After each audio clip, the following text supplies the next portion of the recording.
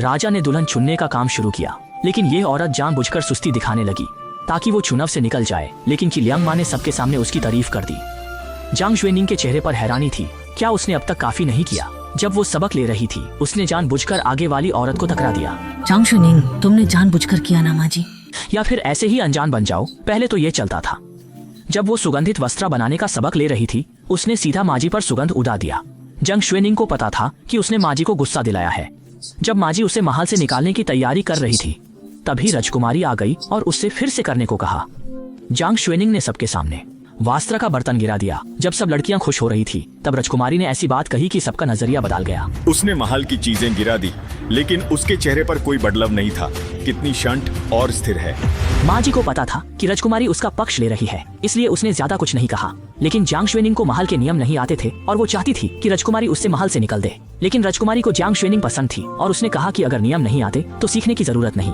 सबको पता था कि जांग शुएनिंग और राजकुमारी के बीच कुछ खास है। उस रात उसने सुना कि कोई रो रहा था। शी की शादी तय थी, लेकिन उसके माता पिता ने उससे महल में ले आया। यू युए ने सोचा कि लड़का जिम्मेदार नहीं है, इसलिए याओ शी को खुद ही शादी तोड़ देनी चाहिए।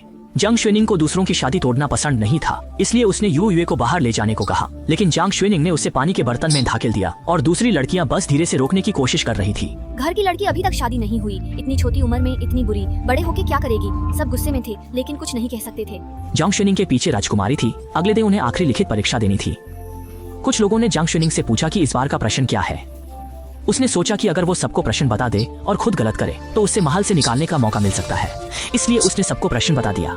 जब परीक्षा हुई, सबने देखा कि जांग शुएनिंग ने जो कहा था वो था। समय के साथ सबने लिख दिया, लेकिन जांग शुएनिंग का कागज बहुत अजीब था।